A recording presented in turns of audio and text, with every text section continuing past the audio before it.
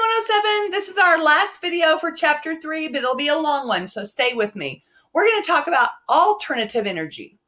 Now, alternative energy is any energy that's not fossil fuel. So anything except coal, petroleum oil, and natural gas.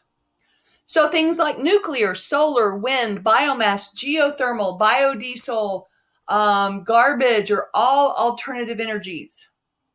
Now, renewable energy means it's energy from a source that's not depleted when you use it, such as solar. The sun comes out tomorrow again. So solar, geothermal, biomass, and wind are renewable. So all renewable energies are alternative energies, but not vice versa. See, nuclear is alternative, but it's not renewable. We can't go just get uranium the next day. Eventually, uranium could run out. So it's an alternative energy, but it's not renewable. So remember the definitions for alternative: anything that's not fossil fuel. Renewable, the source is renewable.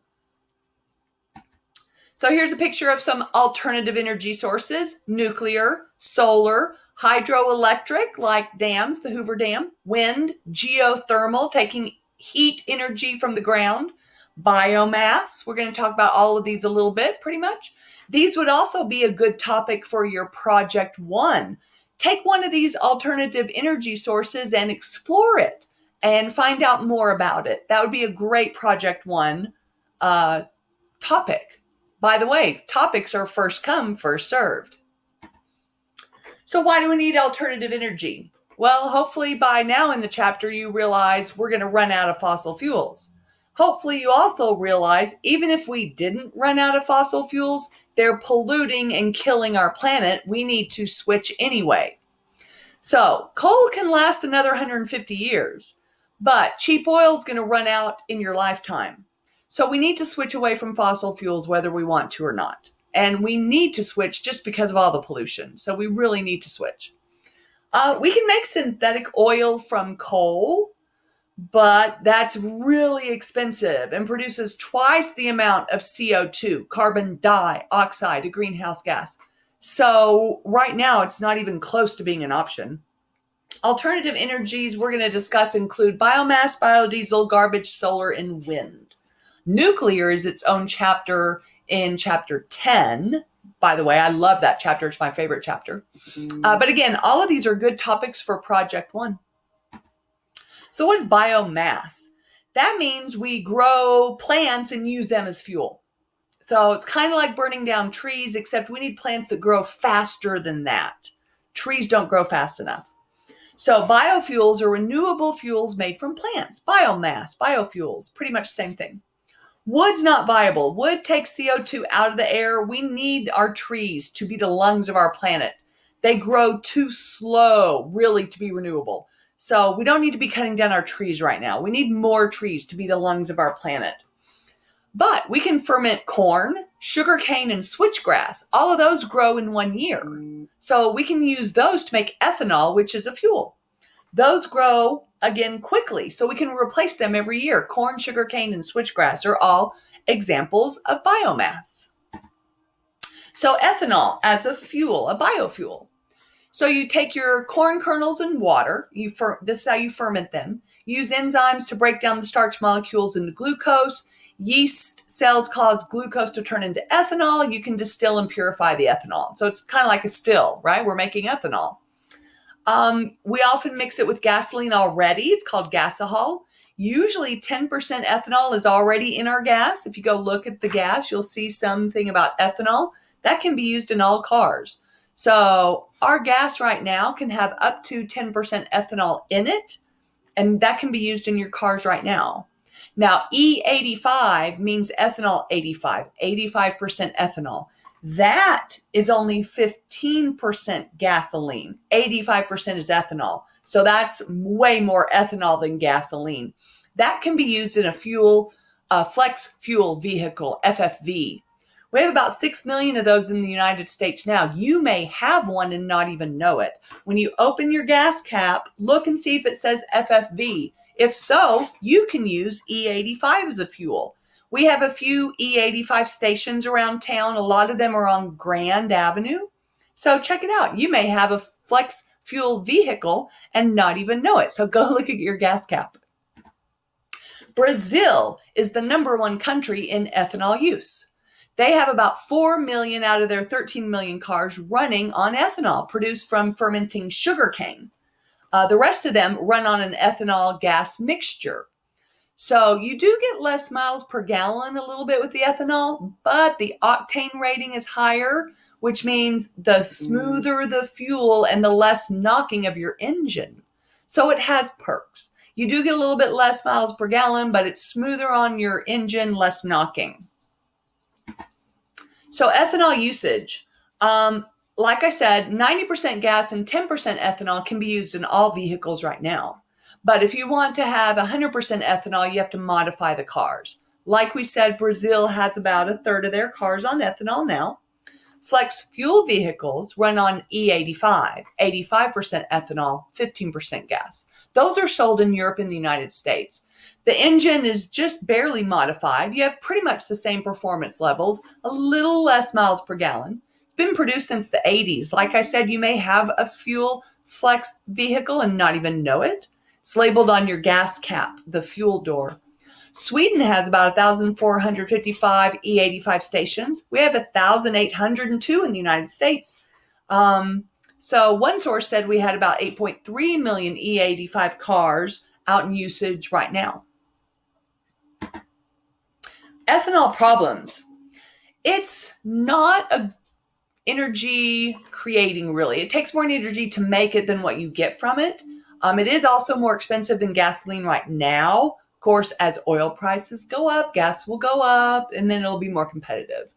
It does have a little bit lower gas mileage.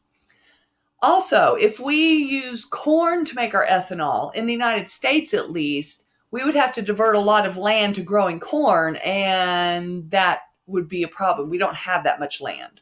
Corn also uses a lot of fertilizers and pesticides, and it depletes the soil. So you can't keep planting corn in the same place over and over and over again. Corn's kind of a problem. It's bad for water supply in the soil. Transportation of these chemicals requires burning gasoline and emits CO2 as well. So corn does degrade the soil. We have people that don't have enough to eat. They're starving. Maybe they should eat the corn instead of using it as fuel. So corn may not be the right answer. Switchgrass may be way better as an ethanol source. There's a picture of switchgrass. You can also grow it yearly and ferment it to make ethanol. So switchgrass may be a better source of ethanol than corn. It's not as bad on the soil either. New topic, biodiesel. Biodiesel can be used in diesel engines. So you probably don't drive a diesel engine, but this could be used for truckers. So we're increasing production now of biodiesel. You can even make it on your own. The recipes are out there. All you have to do is go get some used vegetable oil from McDonald's or Burger King. Sometimes they'll give it away for free because otherwise they have to pay to dispose of it. So you can use this vegetable oil and make biodiesel. So biodiesel can be used pure or mixed with gasoline in diesel engines. B20 means 80% regular diesel and 20% biodiesel. Again, B for biodiesel, 20% biodiesel. It's non-toxic and it's biodegradable, which is good. It releases more energy than is required to make it. So that's better than corn. So biodiesel sounds better than corn ethanol all the way around. How do you make biodiesel? Well, you go get your vegetable oil and it contains triglycerides. You react that with methanol and sodium hydroxide, which is a catalyst. It produces 3 biodiesel molecules in glycerol waste, but you can sell the glycerol to a chemical plant and they can use it to make glycol. However, it does produce CO2 when burned, but it's carbon neutral because the plant took in the CO2 in the first place. So biodiesel, for truckers at least, sounds pretty promising. There's a picture of the biodiesel on top with the glycerol waste in the bottom that you can sell to a chemical factory. So biodiesel, people are making it in their backyards. And new topic, You can burn garbage as fuel. Instead of burning coal to heat up the water, to boil it, to make the steam to go through the turbines, what if we just took our garbage to the coal power plant and burned the garbage? We would still heat up the water. It would go through the turbines, spin them, creating the electricity. So burning garbage is cheap. I don't want my garbage. You can take it for free. So cheap. There's lots of it. I make garbage every day. So it's renewable and it's abundant. It solves two problems. What do we do with our trash and how to make energy at the same time? Burning trash will leave about 10% ash behind, and then that would go to the landfill. Also, we can recover the metals to reuse them. The incinerator emissions are actually below standard levels or regular incinerators. Japan and Germany are leaders in burning their trash as fuel, especially Germany. They burn their trash instead of coal.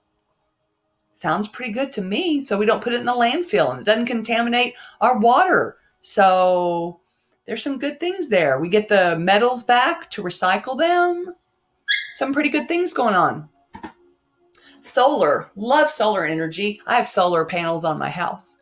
So solar is the most abundant energy source in the world. As the cost is going down, it's becoming more and more popular. So there's two ways we can use solar. One is to concentrate mirrors in a factory. The curved mirrors tilt towards the sun and they focus their energy on tubes, and that tube is a fluid that gets heated up, and then we can boil water because the heat transfers to the water. We boil the water, it flows through the steam turbine, turns the turbines, same as a coal power plant. We're just using the sun to heat up the fluid that heats up the water to boil it. So that would be in a factory. The other way, sorry about the dog peeping, hopefully she'll quiet down.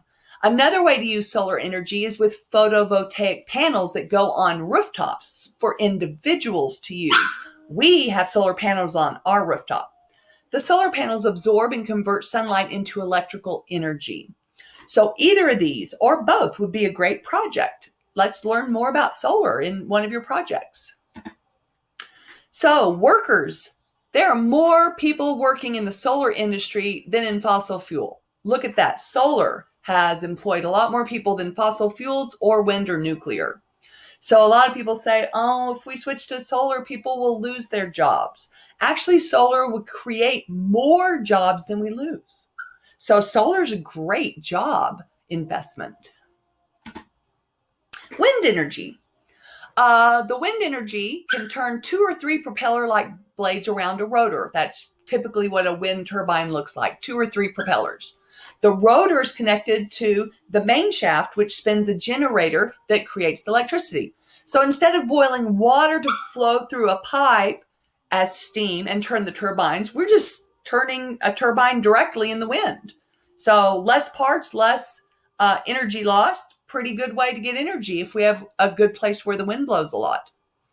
So oftentimes you build a lot of wind turbines together, and then you refer to that as a wind farm. A wind farm can function as a single power plant and send electricity to the grid when the wind is blowing. Wind turbines can also be put up in large bodies of water like lakes, rivers, and even ocean, often on the continental shelf. This makes a lot of sense. They're not taking up space for land because they're out in the water and they're turning and generating electricity. These offshore wind turbines can be larger than land-based turbines and generate even more power. So wind, efficient, clean, good, alternative energy source. That could be a project.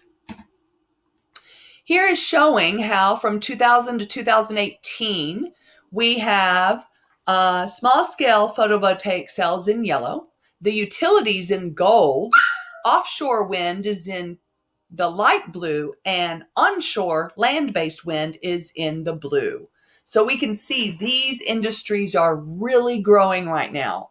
So solar and wind, very popular, creating jobs, getting us off of fossil fuels. So this is good news for us. So conservation.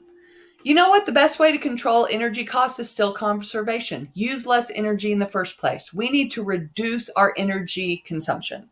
Oil's going to peak this century in your lifetime. costs will continue to rise. Something has to replace it. Recycling is key. Did you know recycling one can power a TV for 3 hours? That's how much energy we save when you recycle. So recycling is really important. We're going to talk more about recycling in the second half of the course. Also, driving fuel-efficient cars is important. They use less fuel and save money. In Europe, they average about 40 miles per gallon. This is from 2008, so it's even better now. Japan averaged 45 miles per gallon. The US, we only averaged 19.8 miles per gallon. In other words, our cars were not efficient. We're trying to do better. So hopefully we can get our fuel efficiency up and we can switch to more electric and hybrid cars, which also would be a good project, hybrid and electric cars. So energy conclusion. Pollution and climate change is caused by fossil fuels, and it's rapidly destroying our planet. With the pollution we talked about in chapter 1 and climate change is chapter 4. Scientists agree we're going to have to switch to alternative fuels this century. The sooner, the better. And a question that's going to be important, how can you use less fossil fuels? That's probably something we'll discuss on our discussion board. All right, thanks 107 students. We have finished chapter 3. Have a great day.